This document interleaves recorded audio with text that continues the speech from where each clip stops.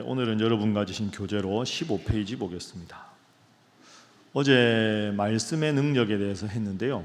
말씀을 이렇게 하나 나눠드렸는데 너무들 다들 좋아하셔서 많이 모자랐습니다. 그 바깥에 있으니까 나가실 때 혹시 급별지 필요하신 분들은 성경 구절 쓴 것 가져가시면 되겠습니다. 자, 오늘 제목 한번 따라하겠습니다. 중보기도의 능력. 중보기도의 능력. 중보기도가 뭡니까?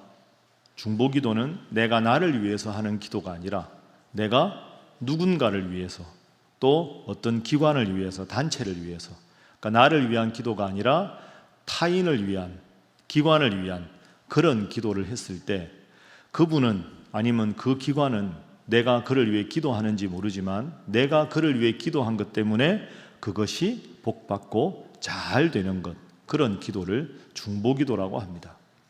우리가 오늘 이제 네 번째 날인데요. 그동안에 기도의 능력, 찬송의 능력, 말씀의 능력 이렇게 살펴보았습니다. 아무것도 염려하지 말고 염려가 찾아올 때 뭘 하라고요? 기도하라. 그러면 하나님께서 내 마음에 평안을 주신다. 둘째 날은 찬송의 능력이었습니다.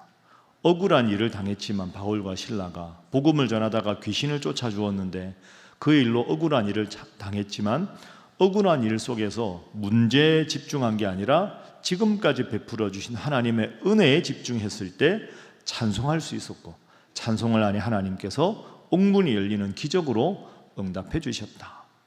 어제 말씀은 말씀의 능력입니다. 어떤 기도보다 더 중요한 것은 하나님의 약속을 붙잡고 그 말씀으로 기도하는 것.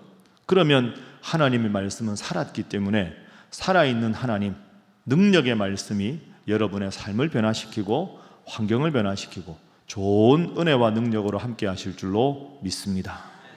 이렇게 우리가 이 세 가지를 합해서 기도의 능력과 찬송의 능력과 말씀의 능력을 나를 위한 기도에만 쓰는 게 아니라 다른 나라를 위해서, 민족을 위해서, 타인을 위해서, 교회를 위해서 하는 기도가 중보기도입니다. 오늘 출애굽기 32장 말씀은 참 어떻게 보면 안타까운 상황으로 시작합니다. 이 출애굽기 오늘 본문 32장의 배경은 이렇습니다. 여러분 잘 아시는 대로 이스라엘 백성들이 애굽에서 노예 생활을 430년을 했습니다. 노예 생활 430년 하다가 너무 힘들고 어려워서 하나님, 저희가 너무 고통스럽습니다 하니까 하나님께서 모세를 통해서 출애굽을 시켜주셨습니다. 그러니까 출애굽을 해서 총 기간이 한 40년 되는데요. 출애굽을 한 다음에 2달 지났을 때 시내산에 밑에 이제 텐트를 칩니다. 시내산은 하나님께서 모세를 만나서 앞으로 이제는 애굽의 노예가 아니라 이스라엘이 하나님의 언약의 백성으로 살기 위해서 결단하는 기간입니다. 그러니까 하나님께서 십계명 2돌판을 주시겠다 하고 모세를 시내산으로 부르셨습니다. 그러면 이스라엘의 출애굽의 지도자 모세는 지금 하나님께 올라가 있는 상태고 시내산 중턱 아래에 이스라엘 백성들이 지금 텐트를 치고 지도자 모세가 내려오기를 기다리고 있는 그런 상황입니다. 자, 이때가 언제냐 하면 출애굽기 19장 1절 한번 화면으로 보십시오. 함께 읽어볼까요? 시작. 이스라엘 자손이 애굽 땅을 떠난 지 3개월이 되던 날 그들이 시내 광야에 이르니라. 아멘. 자, 출애굽에서 얼마 만에 시내 광야에 이르렀다고요? 3개월이 되는 날입니다. 얼마 되지 않죠? 40년 중에서 3개월 되는 날이면 이제 2달 지난 겁니다. 그런데 거기서 모세가 지금 십계명 받으러 올라갔습니다. 그럼 밑에서 기다려야 되겠죠. 그런데 이들이 어떤 일을 합니까? 자, 1절부터 한번 화면 보시죠. 출애굽 31절. 백성이 모세가 산에서 내려오미 더딤을 보고 모여 백성이 아론에게 말합니다. 아론하고 모세가 무슨 관계입니까? 모세의 형이 아론이죠. 3살 형입니다. 일어나라, 우리를 위하여 우리를 인도할 신을 만들라. 이 모세 곧 우리를 애굽 땅에서 인도해낸 사람은 어찌 되었는지 알지 못함이니라. 2절. 아론이 그들에게 이르되 너희의 아내와 자녀의 귀에서 금고리를 빼서 나에게로 가져와라. 이어서 3절 볼까요? 그걸 가지고 다 금고리를 빼서 가지고 오니까 4절에 어처구니 없는 일을 합니다. 아론이 그들의 손에서 금고리를 받아서 조각콜로 새겨서 뭘 만듭니까? 금송아지 형상을 만듭니다. 그리고는 이 금송아지가 우리를 애굽 땅에서 인도하여낸 신이다. 아론이 그렇게 말하니까 모든 백성이 기뻐합니다. 그리고 이어지는 5절 보십시오. 금송아지만 만든 게 아니고 아론이 제단을 만듭니다. 오늘은 여호와 앞에 절하는 날, 하나님 앞에 예배드리는 날이다. 그러니 여호와 대신에 금송아지 앞에서 절을 하고 뛰어놀자. 이튿날에 그들이 일찍 일어나 번제를 드리며 화목제를 드리고 백성이 앉아서 먹고 마시며 일어나서 뛰놀게 됩니다. 이게 오늘 본문의 배경입니다. 여러분, 이 장면이 언젠지를 한번 가만히 생각해 보십시오. 출애굽을 할 때 초기 아닙니까? 출애굽을 한 지 2달 지났습니다. 그럼 이 2달 사이에 무슨 일이 있었습니까? 이스라엘 백성들이 430년 동안 노예 생활을 하다가 하나님께서 10가지 재앙으로 이스라엘 백성들을 보호해 주셨습니다. 그 애굽의 모든 사람들은 장자를 잃고 전부 슬픔에 빠져 있을 때 그들이 금가락지 은가락지 다 주면서 제발 나가달라고 애걸복걸해서 애굽 사람들의 금은보화를 다 들고, 야, 하나님이 이렇게까지 우리 민족을 사랑하시는구나. 10가지 재앙이 애굽 전역에 편만한 걸 눈으로 똑똑히 본 사람들입니다. 그리고 홍해를 건너왔습니다. 홍해 뒤에는 바로의 마차가 쫓아오고 앞에는 홍해가 있는데 진퇴양난의 상황에서 하나님은 홍해를 육지처럼 갈라서 홍해를 건너게 하셨습니다. 그 기적을 체험한 사람들이 오늘 이 본문에 있는 금송아지 우상을 만드는 사람들입니다. 또 하나 잊어서는 안 되는 것이, 이들이 나왔을 때 먹을 게 없다고 불평했습니다. 하나님이 뭘 주셨습니까? 만나와 메추라기를 주셨습니다. 여러분, 만나와 메추라기는 출애굽한 그날부터 하나님이 주신 게 아닙니다. 엘림과 사이에 그 신광야가 있는데요, 그 신광야쯤 왔을 때 음식이 다 떨어져요. 그러니까 1달 반 정도 지났을 때, 그 사이에는 싸운 음식을 먹다가 이제는 1달 넘게 지나니까 먹을 게 하나도 없는 겁니다.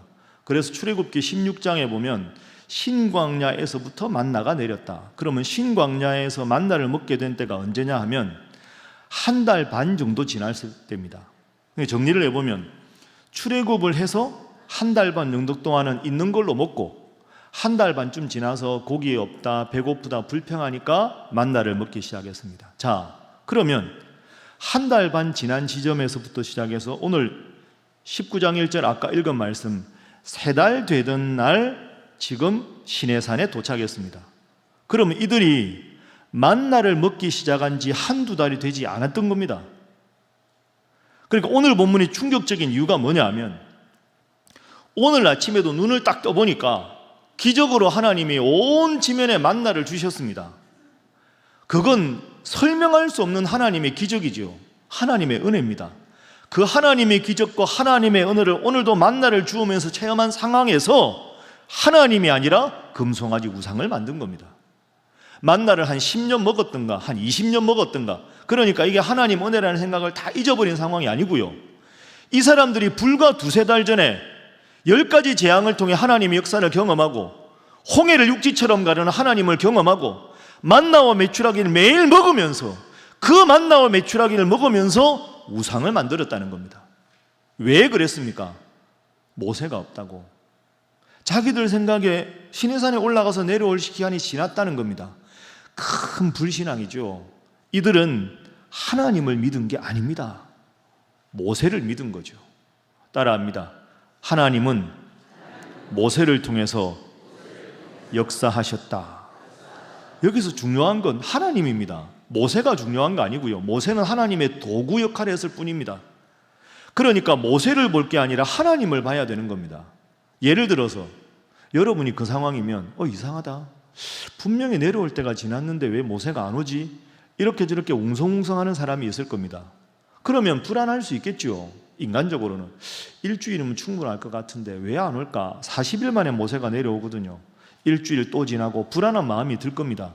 그러나 불안해서는 안 됩니다. 왜? 오늘도 눈 떠보니 만나가 내렸으니까. 불안한데 내일도 떠보니까 만나가 내렸습니다. 그러면 모세가 하나님 앞에 진노를 받아 어떻게 되었을지 모르지만 하나님은 지금도 역사하십니까? 안 하십니까? 그러면 하나님을 바라봤어야 되는 거죠. 모세가 아니라 모세를 통해 역사하시는 하나님. 10가지 재앙으로 우리를 지키시는 하나님, 오늘도 만나와 메추라기 우리를 먹이시는 하나님을 바라본다면 하나님 앞에 감히 우상을 만들 수는 없는 겁니다. 여러분 꼭 기억하십시오. 사람 의지하지 마십시오. 모세가 위대한 게 아니고요, 모세를 통해 역사하신 하나님이 위대하신 것이고, 여호수아가 위대한 게 아니라 여호수아를 통해 역사하신 하나님이 위대한 것인 줄로 믿습니다. 그 점을 이들은 잊어버렸다. 눈에 보이는 모세가 없으니까 불안했습니다. 금송아지 우상을 만들고 아론이, 세상에 아론이, 지도자 아론이 그 일에 앞장서고 온 백성들이 금송아지 우상 만들고 좋다고 즐거워하고 그 앞에 춤추며 뛰노니다. 하나님께서 시내산 꼭대기에서 모세와 함께 있다가 이 상황을 보고 너무나도 분노하십니다. 하나님 입장에서는 인간적인 표현이라 좀 그렇지만 얼마나 배신감을 느끼셨겠습니까? 야, 이 백성이 어찌 이럴 수가 있느냐? 내가 오늘도 만나와 메추라기를 주었는데. 자, 이 상황에서 하나님께서 진노하셨습니다. 오늘 본문 한번 볼까요? 여러분 15페이지 오늘 본문 보십시오. 하나님이 얼마나 화가 나셨는지. 자, 15페이지 제가 읽어보겠습니다. 제가 읽는 표현에 동그라미 하십시오. 여호와께서 모세에게 이르시되 너는 내려가라. 내가 애굽 땅에서 인도하여 낸 내 백성, 동그라미 하십시오. 너의 백성이 부패하였도다. 그들이, 동그라미 하시고, 또 내가 그들에게, 여기 그들에도 동그라미 하시고, 명령한 길을 속히 떠나 자기를 위하여 송아지를 부어 만들고 그것을 예배하며 그것에게 제물을 드리며 말하기를 이스라엘아, 이는 너희를 애굽 땅에서 인도하여 낸 너희 신이라 하였도다. 여호와께서 또 모세에게 이르시되 내가 이 백성, 동그라미 하십시오. 보니 목이 뻣뻣한 백성이로다. 그런즉 내가 하는 대로 두라. 내가 그들에게, 그들의 동그라미, 진노하여 또 그들에게 동그라미, 진멸하고 너를 큰 나라가 되게 하리라. 자, 하나님의 계획은 이겁니다. 내가 다 죽여버리겠다. 너를 새로운 나라로 만들어 주겠다. 모세 너 하나 빼고는 전부 전멸하겠다. 그런데 출애굽기 앞부분을 읽어보면 19장 20장에서 하나님은 뭐라고 하셨냐 하면 나는 너의 하나님이 되고 너는 나의 백성이 되리라. 따라합니다. 나는 너의 하나님이 되고 너는 나의 백성이 되리라. 따라합니다. 나의 백성이 되리라. 많은 민족 중에서 하나님이 나의 백성으로 삼겠다. 하나님을 신랑으로 비유하며 많은 여인 중에서 너만 나의 신부로 택하겠다. 그런데 이제 결혼하기로 약속하고 신혼인데 쉽게 말하면 이 이스라엘 백성들이 바람을 피운 겁니다. 하나님 대신에 금송아지 우상을 섬긴 거죠. 그러니 하나님 입장에서는 내가 너의 하나님이 되고 너는 나의 백성이 되겠다 해가지고 결혼을 했는데 신혼 초기에 영적으로 바람을 피운 것 아닙니까? 하나님이 분노하셨습니다. 그래서 방금 동그라미 한 걸 잘 보면 전부 3인칭입니다. 지금까지는 2인칭으로 너는 나의 아내야, 나의 백성이야 그랬는데 보세요. 두 번째 줄에 너의 백성, 그들, 그 다음에 세 줄 내려가면 이 백성, 그 다음 줄에 그들. 이 말은 이제는 나하고 관계없다 이런 뜻입니다. 내가 전부 멸망시키겠다. 하나님께서 무서운 계획을 가지셨습니다. 200만 명 죽여버리겠다. 하나님이 이렇게 화나신 적이 또 있을까 할 정도로 분노하셨습니다. 자, 그런데 여기서 모세가 뭐라고 말하는지 보십시오. 이어지는 14절. 자, 이번에도 동그라미 하시고요. 모세가 그의 하나님 여호와께 구하여 이르되 여호와여 어찌하여 그 큰 권능과 강한 손으로 애굽 땅에서 인도하여 내신, 따라합니다. 주의 백성, 여기 동그라미 하십시오. 동그라미. 주의 백성에게 진노하시나이까. 어찌하여 애굽 사람들이 이르기를 여호와가 자기의 백성을, 자기의 백성에도 동그라미 하시고 산에서 죽이고 지면에서 진멸하려는 악한 의도로 인도해 내었다고 말하게 하시려 하나이까. 주의 맹렬한 노를 그치시고 뜻을 돌이키사 주의 백성, 동그라미에게 이 화를 내리지 마옵소서. 주의 종 아브라함과 이삭과 이스라엘을 기억하소서. 주께서 그들을 위하여 주를 가리켜 맹세하여 이르시기를 내가 너희의 자손, 동그라미 하십시오. 하늘의 별처럼 많게 하고 내가 허락한 이 온 땅을 너희의 자손, 동그라미에게 주어 영원한 기업이 되게 하리라 하셨나이다. 자, 14절 함께 읽습니다. 시작. 여호와께서 뜻을 돌이키사 말씀하신 화를 그 백성에게 내리지 아니하시니라. 아멘. 모세가 하나님 앞에 아뢰는 기도의 특징은 이스라엘 백성들을 뭐라고 부릅니까? 주의 백성이라고 부릅니다. 자, 이제 저를 보시죠. 이게 소유격의 싸움입니다. 인칭의 싸움입니다. 하나님과 모세가 싸웠다 하는 표현이 조금 그런 표현인데요. 하나님은 너는 나의 백성이다. 내가 너희를 가나안 땅으로 인도하겠다. 만나와 메추라기로 먹이겠다. 홍해를 육지처럼 건너게 하고 앞으로도 모든 적들을 섬멸해 줄 것이다. 내가 너희들을 영원히 지켜주겠다. 그러니 너희는 나만 바라보아라. 나 외에 다른 신을 내게 두지 말아라. 이거 잘 지키면 영원히 너를 지키겠다. 신랑이 신부한테 프로포즈를 한 거죠. 그 신부인 이스라엘 백성들이 출애굽기 19장에 보면 그렇게 행하겠습니다 하고는 이제 신랑과 신부가 된 겁니다. 그런데 영적으로 바람을 피웠죠. 그러니까 이제는 3인칭으로 하나님 말씀하십니다. 그들은 나와 관계없다. 죽여버리겠다. 근데 하나님 앞에 모세가 감히 목숨을 걸고 이야기하는 겁니다. 하나님, 죄송합니다마는 그렇게 말씀하시지는 마십시오. 내 백성이 잘못했지만, 큰 죄를 지었지만 그래도 여전히 주의 백성입니다. 주의 백성인데 왜 이 백성이라고 하십니까? 여전히 주의 백성인데 왜 그들이라고 하십니까? 하나님께서 이미 우리의 선조들인 아브라함과 이삭과 야곱에게 약속하시지 않으셨습니까? 너의 후손들을 가나안 땅으로 인도할 것이다. 그것을 영원히 잘 할 것이다. 하나님 입으로 약속하신 사항입니다. 하나님, 죄송합니다. 그래도 용서해 주셔야 합니다. 그들이 아니라 그래도 당신의 백성 아닙니까? 어찌 죽이신다 하십니까? 어찌 전멸하신다 하십니까? 하나님, 용서해 주십시오. 옛날 사극으로 말하면 통촉하여 주옵소서 이 하는 겁니다. 그러니까 하나님이 모세의 말을 듣고 하나님 입장을 바꾸십니다. 14절 우리가 읽었죠. 여호와께서 뜻을 돌이키사 말씀하신 화를 그 백성에게 내리지 아니하시니라. 여러분, 왜 모세가 위대한 지도자인가? 왜 지금도 이스라엘 백성들은 모세를 그렇게 존경하는가? 여기 이 이유 때문입니다. 200만 명이 전멸할 위기에서 모세 한 사람이 딱 바로 섰을 때 200만 명 죽이고 너 하나 새로운 나라 만들어 주겠다고 했는데 모세는 하나님 아닙니다. 모세가 뒤에 하나님 앞에 다시 올라가서 기도하거든요. 그때 어떻게 말하는지 볼까요? 자, 마지막에 34절 한번 자막 띄워 주십시오. 34절. 34절.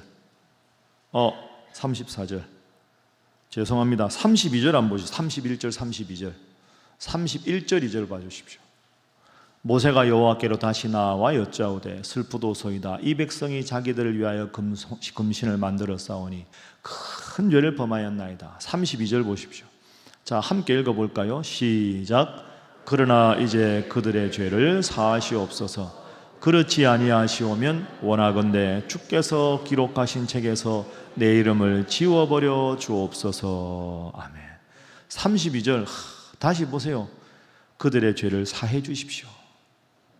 만약에 하나님 용서 안 하시려거든 제 이름을 생명책에서 지워주십시오. 이게 지도자입니다. 그러니 34절 보십시오. 하나님 어떻게 하셨습니까? 그래, 그러면 너 계속 백성을 인도하라 이렇게 말씀하셨습니다.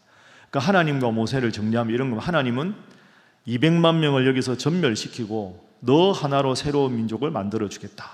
모세는 뭐라고 합니까? 하나님 용서해 주십시오.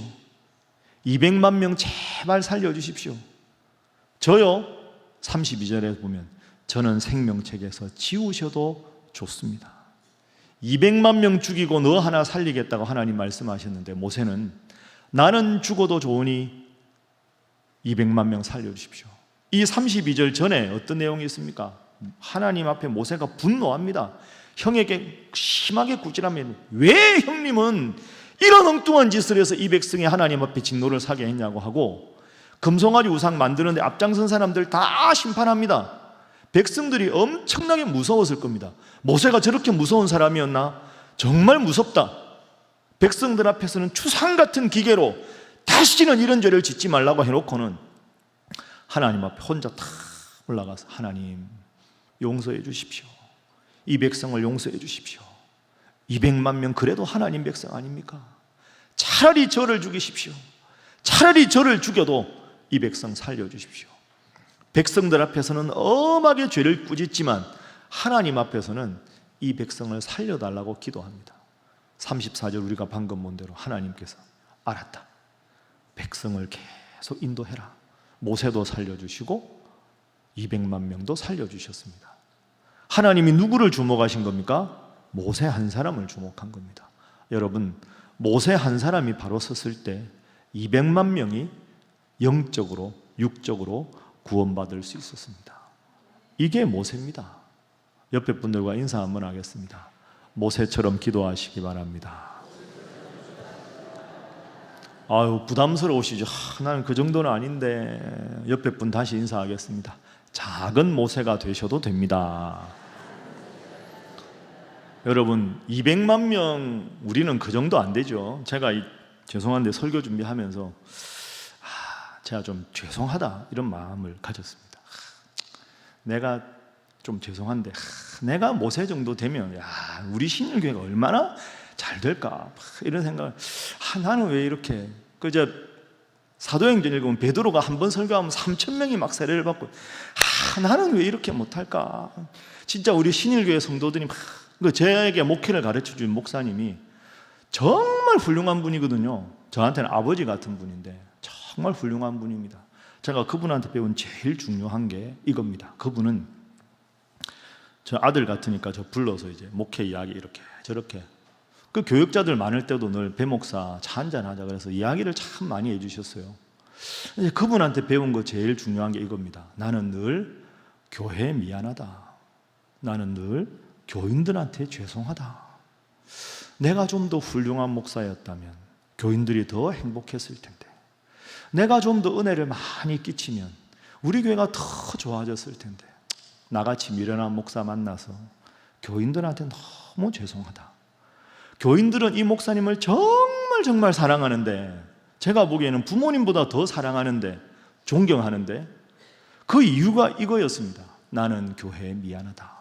나는 교인들한테 죄송하다. 그 마음이 있으니까 교인들을 그 마음으로 살피니까 교회가 잘 되지 않겠습니까? 여러분, 죄송합니다. 제가 못 나가지고 이렇게 우리 교회 더 잘해야 되는데 제가 딴짓은 안 하겠습니다. 제가 갑자기 모세가 될 수도 없고 제가 다 갑자기 아브라함이 될 수가 없지만 제가 위치에서는 최선을 다하겠습니다. 제가 왜 CBS 가서 방송 설교하겠습니까? 제가 늘 말씀드리죠. 나는 신일교회 담임 목사다. 그 딱 자막 나올 때 맨 앞에 배요한 목사하고 밑에 신일교회, 저는 그게 참 좋습니다. 그래서 우리 교인들이 이렇게 보면서 우리 목사님이다. 이래서 여러분이 좀 더 하나님의 말씀을 알 수만 있다면 그게 저한테 복이지. 제가 방송에서 무슨 부귀영화를 누리겠습니까? 금요일 날 신학교 가서 강의하는 것도 교회 부임할 때 당시에 학교가 약속한 사항이라 제가 전공을 유교, 기독교 비교한 게 한국에 아직 저밖에 없으니까 제가 강의를 안 하면 그 강의는 없어질 수밖에 없습니다. 대체할 교수가 없으니까. 그래서 제가 월요일 날 오전에 녹화하고 금요일 날 오후에 수업하러 가니까 나머지는 제가 모세도 아니고 아브라함도 아닌데 제가 여기다 게으르기까지 하면 되겠습니까? 제가 열심히 하겠습니다. 여러분들도 오늘처럼 이렇게 여러분 삶의 자리에서 열심히 하셔서 정말로 도심의 부흥을 이루고 이 힘든 시대에 우리 교회가 하나님 앞에 바로 서는 교회가 되어야 되지 않겠습니까? 이 일을 위해서 열심히 기도하고 애쓰는 여러분 되시기를 주님 이름으로 축복합니다. 옆에 분들과 감사합니다. 아유, 쑥스럽습니다. 옆에 분들과 인사하겠습니다. 열심히 기도하시기 바랍니다. 한 번 더 할까요? 열심히 교회를 섬기시기 바랍니다. 이제 말씀을 정리하겠습니다. 여러분, 저나 여러분이나 모세 정도는 아니지요. 그래도 오늘 말씀 듣고 작은 모세가 되면 되지 않습니까? 200만 명을 한 번의 기도로 하나님의 마음을 돌릴 정도로 위대하지 않지만 여러분의 가족들 위해서 기도하고 새생명 초청잔치의 전도 대상자를 위해 기도하고 여러분이 가장 가까운 분 하나님 믿게 해달라고 전도하는 것, 그건 가능하지 않겠습니까? 하나님은 모세처럼 최고가 아니어도 최선을 다하면 하나님 기뻐하시는 분입니다.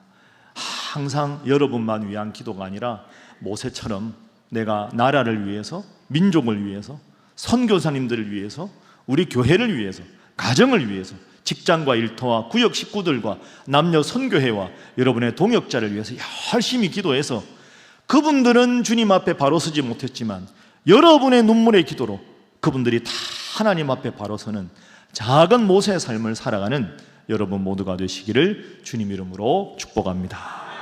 함께 기도하겠습니다.